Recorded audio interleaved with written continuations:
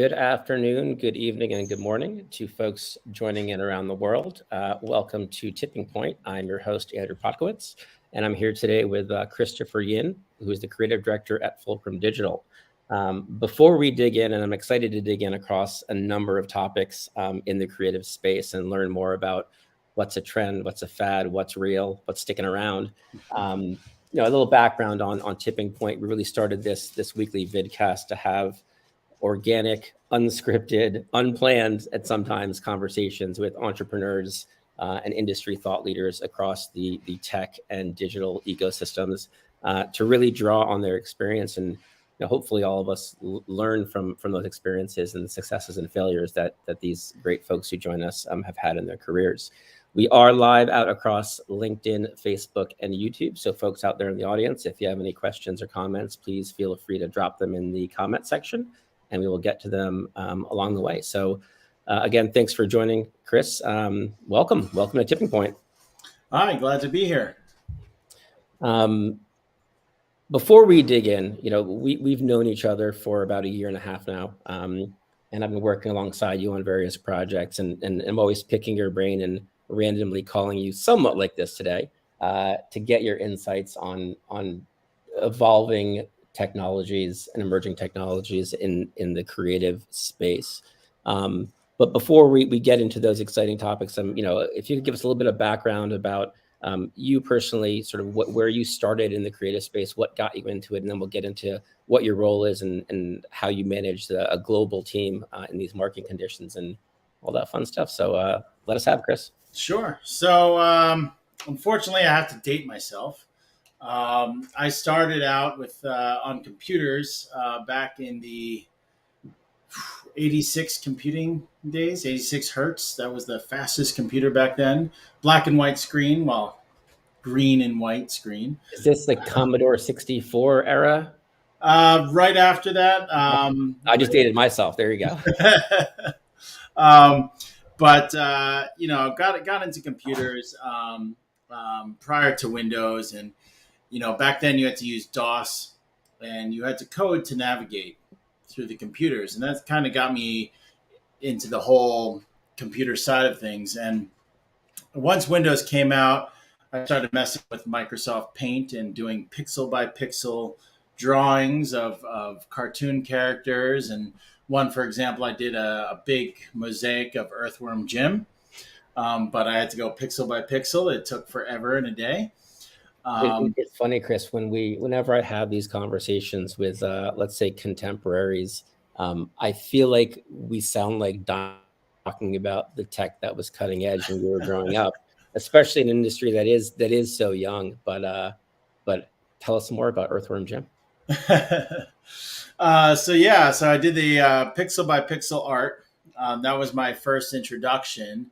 And then when the internet was created and that became available, I taught myself web design. And, back then and I've always been, but more so then, I was obsessed with snowboarding.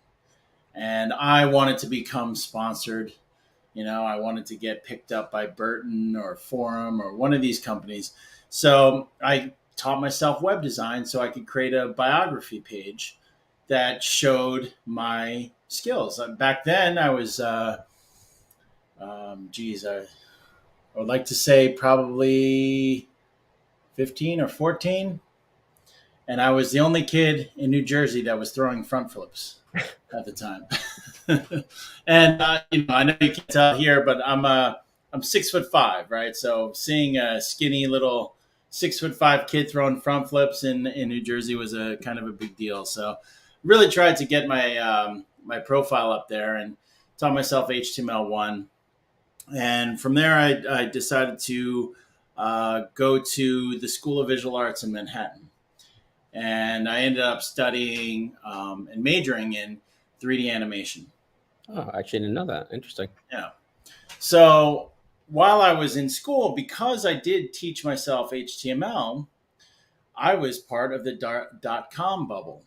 And here am I, an 18-year-old punk kid. I had blue spiked hair, working for a risk management company, managing their whole website for them while I'm in college.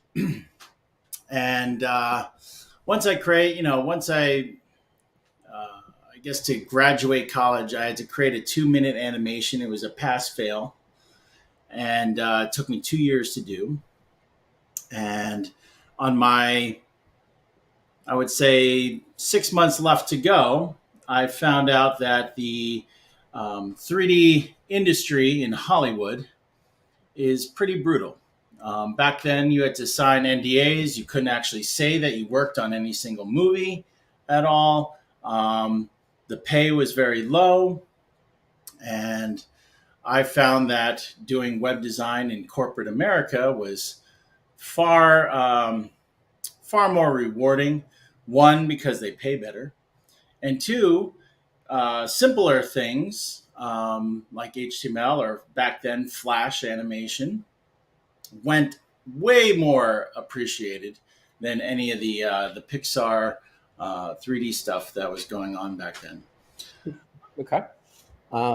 Interesting. I didn't, I think I'd like to dig in a little bit when you talk about what creative looked like back then versus what quote unquote creative looks like now. I think there's been a dramatic, evolution of what the creative needs are of brands, merchants, and digital properties then versus now. Can you talk a little before we get into sort of your building of a creative and dev shop? Mm-hmm. What are the high level, how's the landscape changed? Well, obviously, the power of computing has exponentially grown. However, design, as you know, in fashion is cyclical, right? Things come back around. And I've, funny enough, I was joking with some of my colleagues that the marquee scrolling text is coming back. Who would have thunk it? I learned something very interesting several years ago. We were in a pitch for a large apparel brand, and we were young agency guys, and we went in and we did this sort of guerrilla UX and in-store audit. And one of the things we came back with, a little bit naively and ignorantly, is we said, well, we find it a little strange that in all of your creative, all your pictures on the website in your catalogs, you don't have, unlike many other brands, you don't have men and women together in pictures. And maybe that's a miss. Maybe you ought to consider that. They obviously considered that, and what they said was, unless your men and women would date in real life in fashion apparel, you don't show them in pictures. So their women demographic was very different than their guy demographic. So they intentionally didn't put them together in pictures. And I'd never, I was inexperienced in the fashion apparel space, but I thought that was really interesting. So when you're talking about the needs of brands, and certainly the fashion apparel industry change, that was one of the things that was interesting to me. Yeah, and I think, additionally, during the Flash era, right, it was all about the cool moving websites and Easter eggs hidden all over, and different kinds of scrolling, horizontal scrolling, and all of these things. And then I would say, once Flash went out, because of security risks, things started becoming more simpler, right? Okay. Things became all about white space, all about breathing room. And now I'm starting to see it coming back again, that people are trying to make more interactive, creative websites that are more, I would say, and I don't want to say entertainment driven, but to be more interactive, to drive consumers and viewers to spend more time on the pages.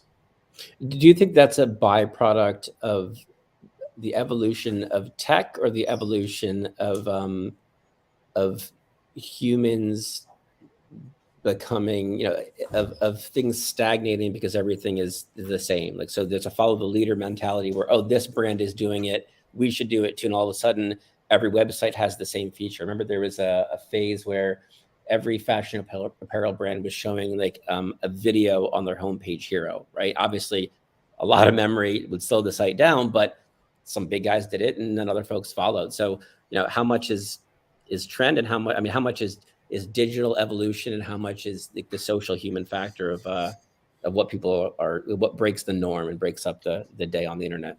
I think the evolution really comes down to technology. And not so much the creative side, but the technology, because with Lottie animation, you're using vector graphics now to do the animations, which are significantly smaller than the old days of putting video on as a hero image. So now people are starting to bring that back onto the web because it doesn't cause any loading discrepancies um, for Google and SEO purposes.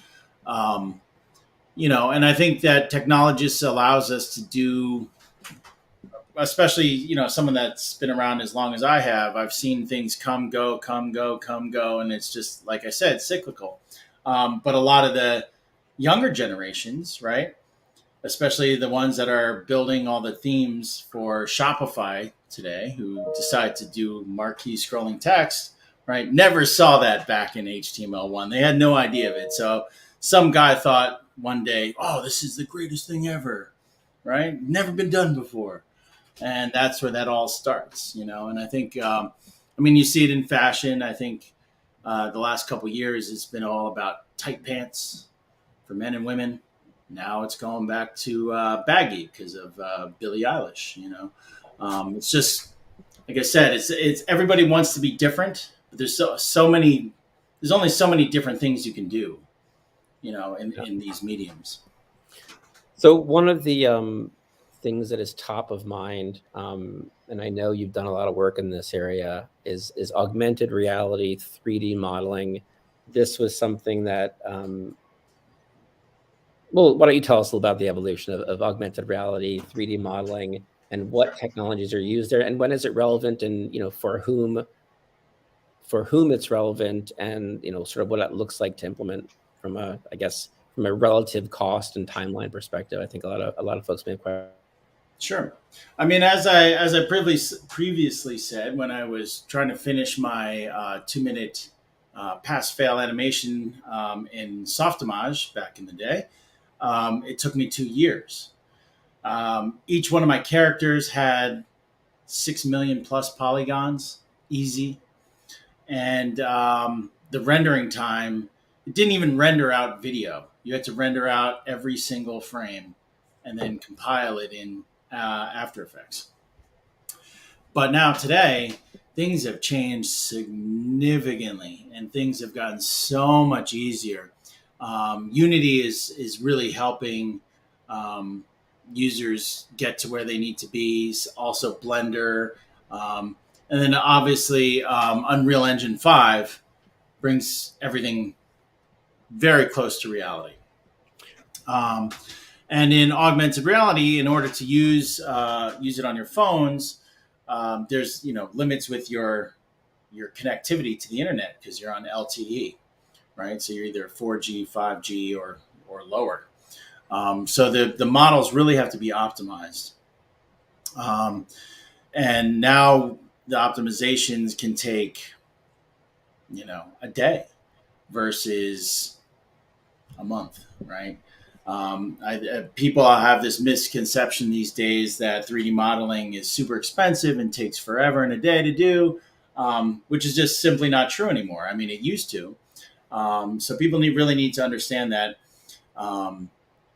doing things in 3D now just gives you a much bigger use case because one, you can create 3D models of your products and you can stage them for photography, right? So we can have, every product that you have on your website can all look set up the same.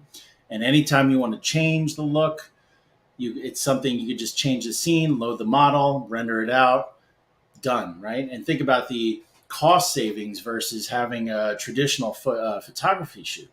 So what you're saying is, if a product has multiple colorways, and let's say you're adding colorways and there's some evergreen and you're adding some per season and you have 25, 30, 40 different colors of a shoe or a shirt or pants, instead of what you used to have to do, which was shoot each individual color separately, and then you might have to shoot them at different times because when those colors drop, with augmented reality 3D modeling, you're able to modify the colors digitally and not have to do 40 photo shoots. You do one photo shoot that's 3D, and then from there, the quality of the digital enhancements and modifications are high enough now that they truly reflect what that color is, with light, with drapery, with shading, all those things that historically made this sort of made this approach a bit clunky and chunky on the front end. We are now at a point where it's pretty straightforward. You're saying from a Exactly. I mean, even augmented reality. Augmented reality, I was first messing with it back in, 2009, 8, 9. And back then you had a QR code, and nobody knew what QR codes were, right? But you had a QR code you would put on a piece of paper, and your camera would see that piece of paper, and the augmented reality would come to life off that QR code. yeah. And since the pandemic, and I want to say that, unfortunately, fortunately, for augmented reality, that given the fact that everyone was locked at home, they're not going out to brick and mortars to do their regular shopping. Augmented reality really took off because people are looking for that in-store experience, but at home. And traditional photographs just can't even come close because you have no idea about the scale and what the size really is. And then having the ability to, because augmented reality on your desktop before you get there is usually a 3D viewer instead of the traditional flat photograph. So you're going to be able to rotate it, you're going to be able to grow it. And then when you're ready to see it in your own space, you click the augmented reality button on your cell phone, and you can place it wherever you want in your own home. And it really alleviates the doubt of what that product's going to be. So that's going to only lead to more conversions plus less returns. That's something that people don't really think about. The overhead of managing all the return inventory that comes in, that people think, oh, this is a great idea. I'm going to, like IKEA. How many times have you gone in there and you're like, that bookshelf is going to be it. I'm going to get it. It's going to be awesome. You put it together. It doesn't look right. This is the Christmas tree looks great on the lot, and you're bringing it home. You're like, oh shoot, what have I done? It's exactly. Yeah, it's interesting, and I certainly leverage augmented reality. Buying a lot of furniture, right? It is so helpful to be able to visualize it in this space in which you're anticipating putting it. And I have saved myself a lot of heartache by leveraging. I think Wayfair has I don't think I know they've gotten just trying out other furniture brands.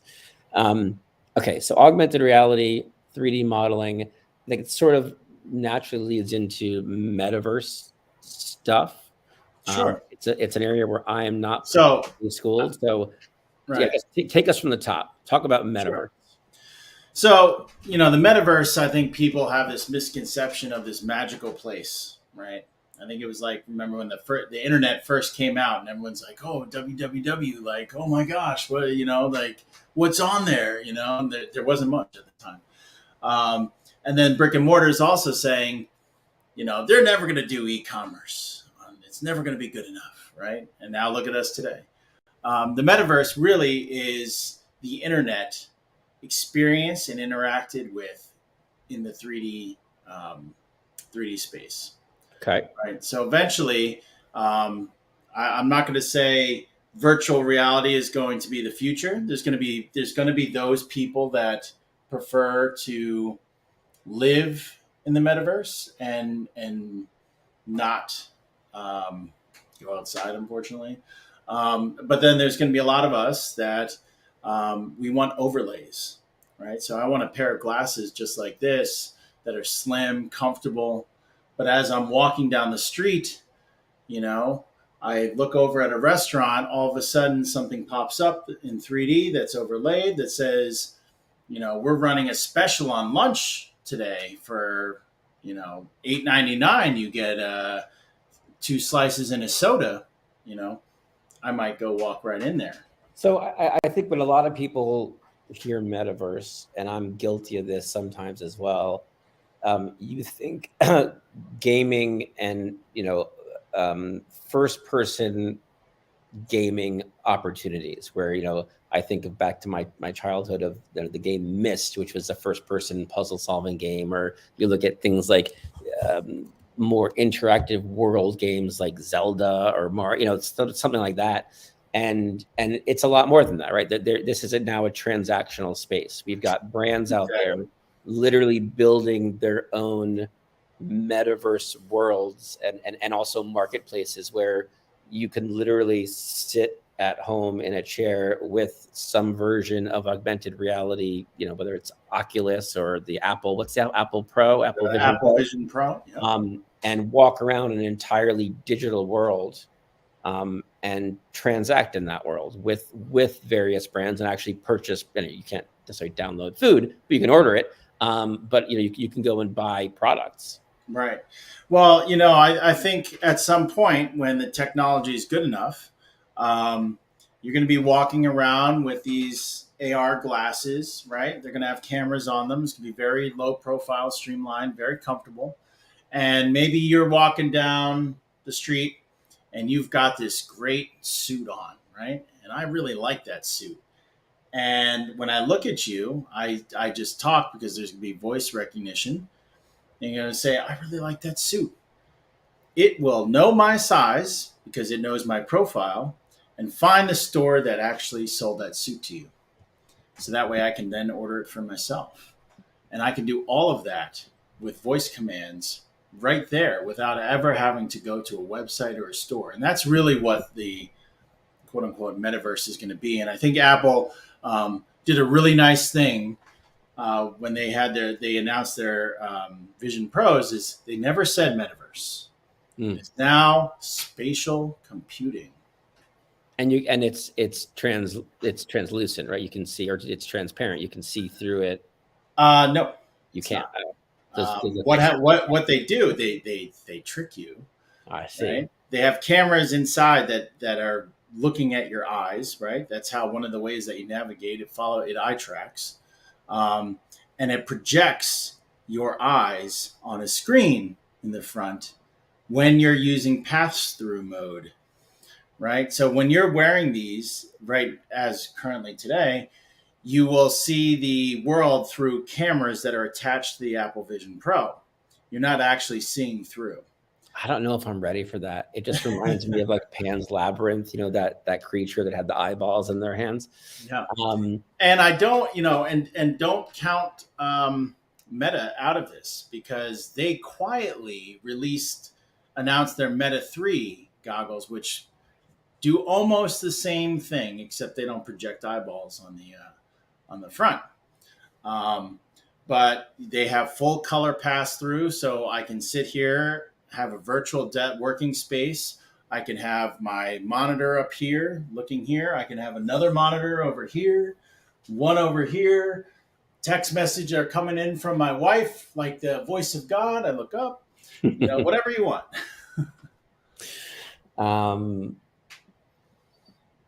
Yeah, it's interesting. It's moving beyond this idea that the metaverse is everything within the metaverse, and working and interacting with the metaverse is digitally rendered. So in my head, when you start talking about someone walking down the street in a suit, in my head, I was thinking, oh, it was an in-app downloadable, right? It's not a real suit, right? It's a digital suit that just looks like a that is another thing that could that will happen. So just like your filters that everyone uses on Instagram and Snapchat and all of that, right. You're going to be anybody that has these goggles on or these glasses on, you're going to be able to select your filter and they will see you filtered unless they go like this. It's going to be a crazy world. But everything really, really starts with 3D. Because if if anybody out there has a company and you have physical products, you want to get them 3D, get them in 3D and do full product digitization. Because not only can you use it for a 3D configurator on your website, not only can you do photography, You can do videos. You can do augmented reality. You can place things in the metaverse. So once your product is converted to 3D like that, you're going to get more bang for your buck. And a lot of times, especially if have something like Jura coffee machines, for example, um, they have CAD models, right? That's how they actually go into production to build these things. They build them in CAD, make sure that everything works properly, and then they go into production. Well, those CAD models can be taken, optimized, and turned into a 3D model like within a day or two. So we've got augmented reality, we've got 3D modeling, we've got how that sort of has led to not the idea, but the reality of a metaverse world. You've got different brands competing right now to build and have the best virtual metaverse for their own brands. You've got other folks looking to build marketplaces where multiple brands, like any marketplace, are able to sell their brands into this metaverse. So you have multiple storefronts and multiple metaverses. Inevitably, a lot of this comes down to artificial intelligence. Right. AI and machine learning, I imagine, is a big part of this initiative. And I know it's an area that you are pretty deeply immersed. In fact, I don't even know if I'm talking to the real Chris Yin right here. It's possible that it's AI, ML, and metaverse all put in one, and you're just feeding off my questions digitally. But yeah, can you talk a little bit about the advances? Everyone knows OpenAI and ChatGPT, but can you talk a little bit about how that's impacting the creative landscape and all the Sure. things that we've discussed so far? So, I think a lot of people out there have fears about AI, right? It's going to take all our jobs away, and all of that. And there will be jobs that get lost, But on the flip side, the true power of AI is the ability to enhance your productivity, right? And the nice thing about AI is that it doesn't have the creative consciousness to know what you want, right? All it knows is how to answer questions, right? And give you a result. But it doesn't know how to ask the question by itself. Now, will one day some developer find that that's kind of unfair and want to create an AI that does that? Sure. But that's when AI goes sentient. And then we have This our is own problems, Ex Machina. You've seen Ex Machina? Yeah. Yeah, where that's I forget what were the and I feel silly because I don't recall the three laws of like robotics or robots, or they can't hurt humans. They can't. I forget what it was. It was some sci-fi author that now is escaping me. But yeah, it's scary what AI can do. And we start talking about sort of the ethical boundaries of what people should be using it for. That's always an interesting conversation of Yeah. data privacy and how these things can leverage that and potentially do damaging things. I remember several years ago now, so I'm sure the technology's gotten better. When I think Twitter first released or someone created, was it a Twitter account that was an AI chatbot, and it just absorbed or processed everything it was seeing across social media, and it became like an anti-Semitic, racist. Yeah, I think it was like Google's first AI model, and Yeah. they opened it for, I think it was like a week, and it was shut down Yeah. because it got super duper racist and just not a good model, for computing. Um, but I think that the nice part, there's always going to be nefarious people that are learning, trying to take advantage of other people and using technology or whatever they can to do it. Um, but I think that there's many, many use cases to make yourself more productive.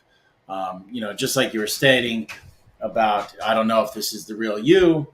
I have trained AI to sound exactly like me. I have a model trained on my voice. I have a model of my physical appearance trained.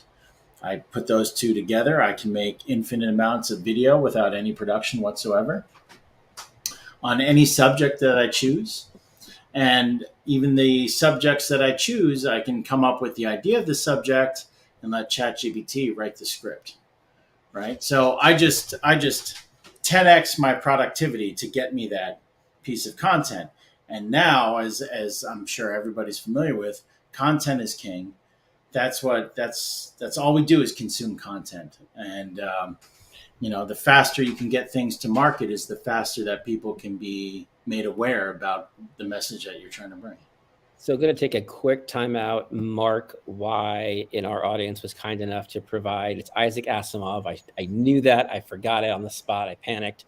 And it's the 3 laws of robotics. And, a robot may not injure a human being or through inaction allow a human being to come to harm. A robot must obey orders given it by human beings, except where such orders would conflict with the first law. A robot must protect its own existence as long as such protection does not conflict with the first and second law. So, and thank you very much, Mark. Appreciate that. So the whole idea of, if you remove the first law, which is cannot harm a human being, right? Or a human being to come to harm, then laws 2 and 3, I mean, this there's no limit to what robotics and artificial intelligence and machine learning can do. If you remove, this is the whole Skynet, Terminator theory. But sorry, I just want to reset quickly. We are tipping point. We're watching, listening to Tipping Point, our weekly vidcast where we chat with entrepreneurs and industry leaders. Hopefully have a laugh and learn something along the way. And we've got Christopher Yin here, who's the creative director at Fulcrum Digital. I want to get back to AI because it's a really interesting topic, and you just touched on a lot of things about automation and efficiencies and where and how folks can leverage this not to replace humans, but to leverage humans in different ways to be productive. Can you tell us a little bit about, not too much because I don't want to go too deep, but Fulcrum Digital? You're a creative director at Fulcrum Digital. Can you tell us a little bit about what that role is and where Fulcrum plays? And I might have an inside track here, but I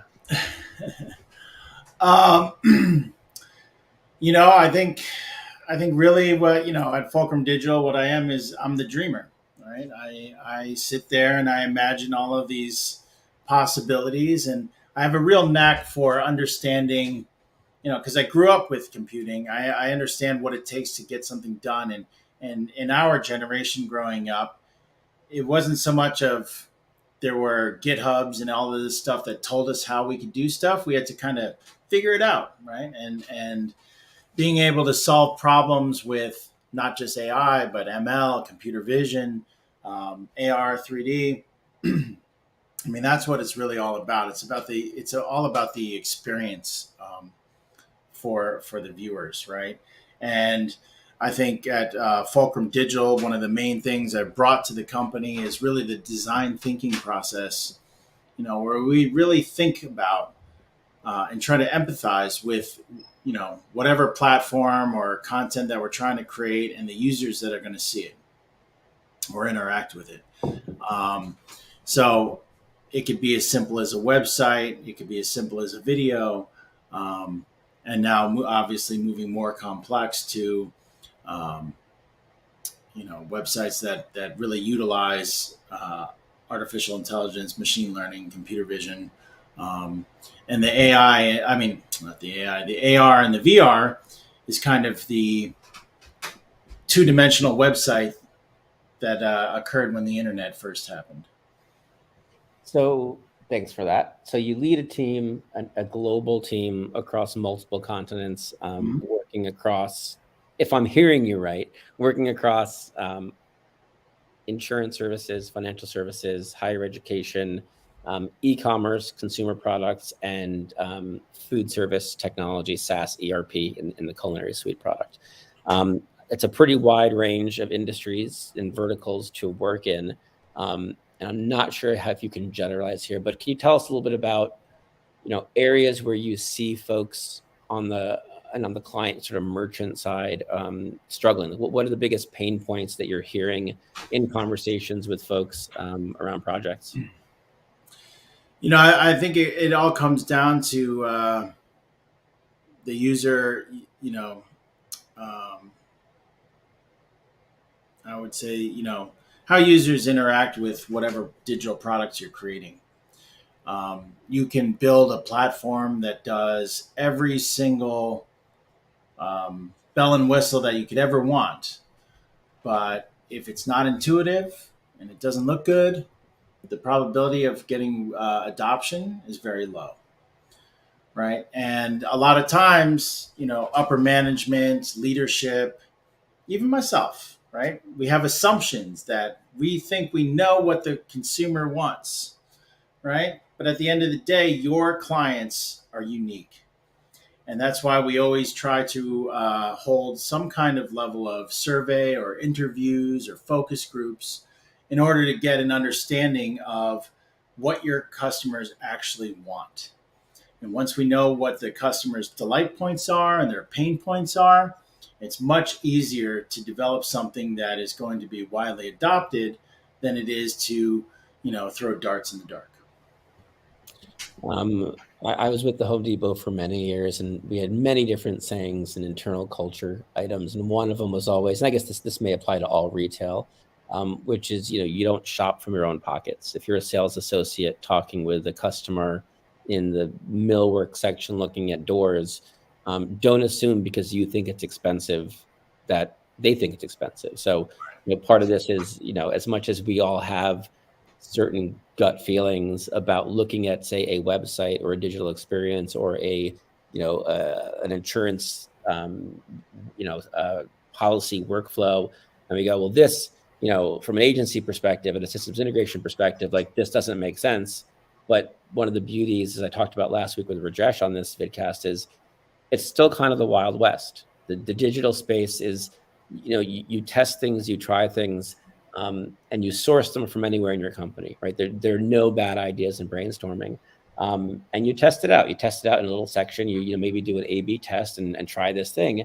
And so frequently, I am and we are amazed at what the results are. Right? You have a hunch, you're like, maybe this could do something, Right. but we are still in the infancy of digital commerce and just folks interacting with digital products that every day is a learning experience in what you do, what I do, what we do, both for us and for clients.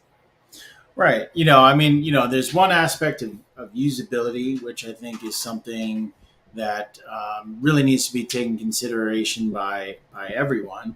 There's ADA compliance also for people with disabilities. That is something that you need to be wary about. You don't want to do too small of fonts. You want the right color contrast. It can lead to a bunch of predatory lawyers coming after you. But I think digital experiences are very similar to music, right? There's a lot of musicians out there, but there's only a handful of rock stars, right? And it really comes down to getting that right combination of usability, creativity, and function to really be successful.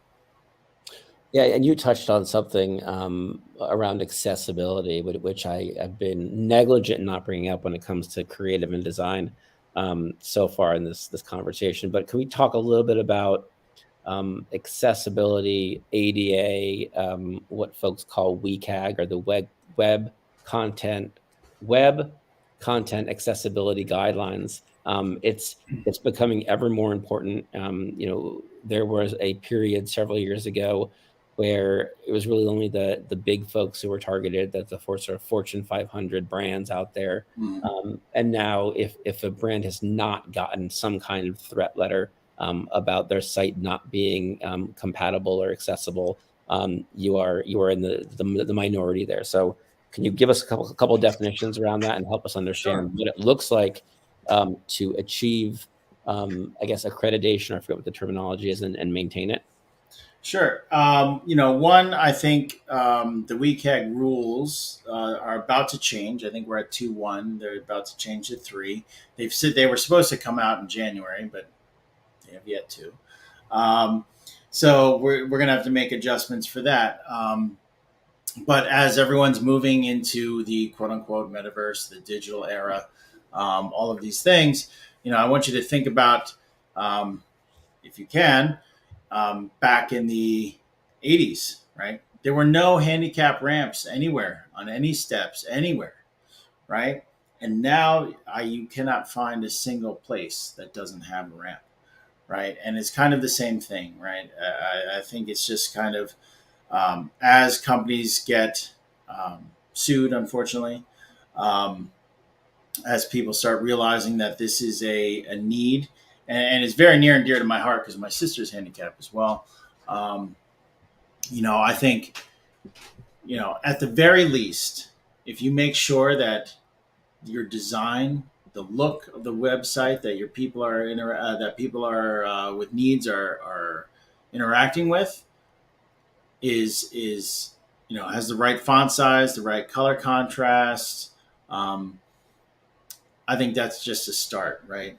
And as you do these things, making sure that you let the world know that you are making every effort to be as ADA compliant as you can, especially since the rules are constantly changing, that can stem off a lot of predatory lawyers. Yeah. But So the one thing that people don't get is they think, oh, I get sued once, I deal with that, I'm done, right? But that no, no, no, that's just sued by that one person. But now you're in the Rolodex of uncompliant websites. Now another lawyer can come sue you, and another lawyer can come sue you, and that over time is not worth the price versus just coughing up the dollars now and doing the right thing. yeah, you've got the two tracks there, which is one, certainly ensuring that your web properties are accessible to everyone as best you can. The other is certainly the risk of there being litigation that in the end doesn't actually help the consumer, right, access the website. It's sort of settled on the side, or Mm-hmm. there's something that gets dragged out. So certainly, merchants need to be doing the right thing here when it comes to accessibility, but also understanding that accessibility is a snapshot in time, right? It's a Right. time in a day where the site is assessed, and then as you publish more content, as you change your graphics and your images, you need to maintain that, and that's really an investment that I think a lot of brands and merchants and all companies of digital properties are sort of have learned the hard way over the past couple of years that is absolutely a line item that they need to be considering in their web development and their for their digital properties. Yeah, and And I don't want people to get stuck on the lawsuit bit. Like, yeah, that's one of the things. But think about this: like, if someone has vision problems, other people with Parkinson's, or they're very weak in their arms, they can't really move the mouse properly, they need screen readers. Um, they have their own niche communities, and once these communities find out that your website is accessible and that that's the easiest place for them to do business, they will do business there, and they will tell all their other friends that have the same disabilities to do business there, and then it will all come back. I it reminds me of a story that my mother tells frequently, which is there was a grocery store chain up in New England where I grew up that was known as a very good grocery store chain. And then they had some complications with we'll call them troubles with taxes. And there was some legal action there based on some of the behavior of ownership. So my mom vowed to never shop there ever again, right? She couldn't get on board with sort of the where that person stepped to the wrong side of the law. And then a few years later, a neighbor of ours told her a story. The wife was suffering from Parkinson's, in the very late stages of Parkinson's, and was wheelchair bound. Um, and they went to this particular store, and not only did the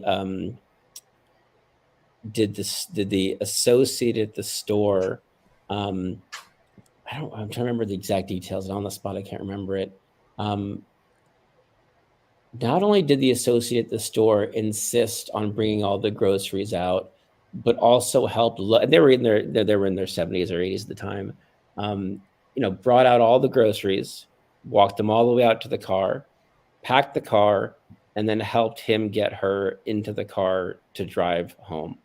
Um, and that won my parents back as customers of the store because they had done something that was so above and beyond, that she just felt like it was a great brand again, for the consumer. So disability or not, doing the right thing by consumers has a way of spreading, good feeling and loyalty to brands. Um, Exactly. You we're put love sure out there, you get love back. Exactly. So we're coming up toward the end of this. I'm not going to get to my lightning round quite yet. I want to sort of let you any other relevant, pertinent, current topics in the creative space that we haven't hit on in this brief conversation that's actually gone by in the blink of an eye. Um, I think probably the other thing that a lot of people need to start doing is, I think given the fact that we have these mobile phones that shoot almost professional quality video and photos, right? You should definitely be leveraging those things more often. Why wait for videos to come out on the website, every quarter, every 2 quarters, when you can consistently push out content. And the more content you push out there, the more eyes it gets in front of, and the more eyes that get in front of, the more probability that people are going to come visit your site and make conversions. Um, so the more creativity that you do, and the more content you put out there is only going to pay off in the end for you. Yeah, I think even recently, and I'm going to forget who and what it was, and maybe Mark in the audience will know or can look it up. Didn't Steven Spielberg shoot a whole music video using an iPhone? Wasn't that a thing that happened recently, or Michael Bay or someone? I think there was people that, I mean, when the iPhone, whichever model it was, best iPhone ever, Right. they had to prove the camera was so great they shot a music video on it. I It also was, know that it was directed by a significant director as well. But sorry, go ahead. I was going to say and since then they've also edited a movie trailer with AI, right? Yeah. So all of these things are, getting pushed out there, and you wouldn't even know it. And I think with AI and with machine learning and computer vision and all this digitization, um, I do predict that traditional art is going to come back because that's something that can't be duplicated by machine. Yep. Well said, and a good way to wrap up the bulk of the conversation. It was Steven Spielberg. I looked it up, but I don't remember what music video it was. But shot on an iPhone, so just the quality, as you said, people generally do not own, unless you are professional or amateur. You do not buy a camera. People leverage their mobile devices, which have more computing power than 15,000 of what I first and you first started out on back in the mid 1980s. So gonna go to lightning round real quick, knowing that Sure. you are somewhat of a gearhead and are a motorcycle guy. What is your dream and or favorite motorcycle out there? You Oh, can't say your own. That's no, no, no, no. I would like to build a custom chopper, one of those like really, really big guys with the ape hangers and it's about as long as a car, has a big back tire about yay big, loud as can be. I don't want an electric bike. They're cool, but it's the sound and the feeling of the horsepower on a motorcycle that really does it for me. Um, So I'm envisioning Christopher Yin, 6'5", with your college era blue spiked hair and your leather vest on a Orange County chopper style. I don't know if that's a good thing or a bad yeah, thing. yeah, yeah. County chopper style bike. Um, I don't know that I'd move out of the road and let you pass. We are in the digital and e-commerce space. Mhm. What websites, what brand stores do you like shopping on? I'm gonna be blatantly obvious, honest with you. I have a few kids, and kids are expensive. So I am not one to waste my money on clothes, especially because they go out of style, or sneakers, because the minute you start walking out the door with them, that they're already breaking down underneath your feet. Um, so I am of the I'm a classic shopper. I buy what I see when I see it, and that's it. I don't Okay. ever I don't ever really shop too much online. I'm not I'm a doer, not a viewer. You know. All right. Which kind of leads me to my next question in a way, which is outside of your own personal shopping habits. What brands do you admire when it comes to what they're doing in the digital e-commerce space? I mean, I think Nike is leading the way with augmented reality. They created a whole, I don't want to say marketplace, but a whole destination. You know, that it's not it's more about the Nike lifestyle versus the Nike product. Right. And I think really that is what is going to drive the success of businesses in the future. Especially with the metaverse, like what is going to attract people to come to your metaverse? Is it going to be the products that you have, or is it going to be the experiences that they can have? And then a subsequent thing that happens from that is that people order product from you, right? So Nike makes, I think one of their things, they have like a runners club, and they tell you, teach you about, how to run properly, your gait, like different exercises you could do, this and that and the other thing, right? Has nothing to do with sneakers, right? But they sell running shoes. So Yeah. because of that, because they're getting all this information, they look on the right hand side, they see a nice new Nike Air or something. They someone clicks on it, and then now you got a conversion. So we're going to wrap, but we have one question from the audience from Mark. If we're taking questions, which we are, I should have reiterated that at the halfway point. This is always a controversial one when it comes to Sketch, InVision, Zeppelin, Figma. But do you use Figma, and what do you think about it in its new dev mode? So talk Sure, about your design tools. sure. I'm a Thank you Mark, big. for the question. I do like Figma to an extent.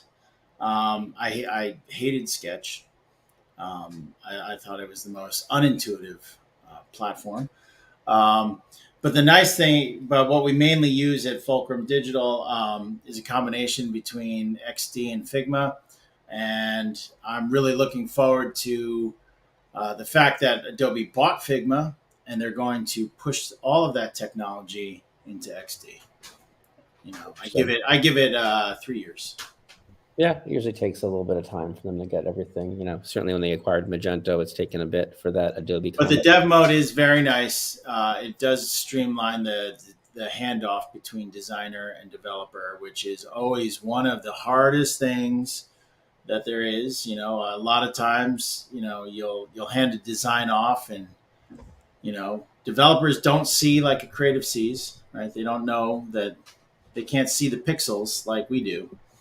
Um, and there's always that lost in translation of, well, you put 20 pixels of padding on the left, and there's 30 pixels of padding on the right. Like, is that important? Which is the right one?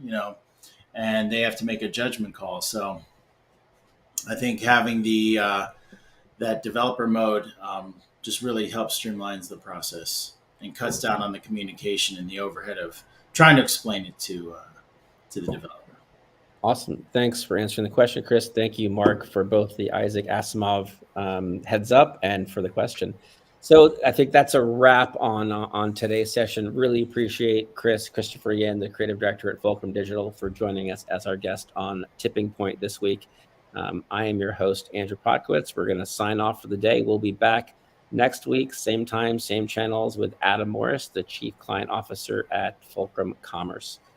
We will continue to bring you both internal and external guests over the coming weeks, months, and years.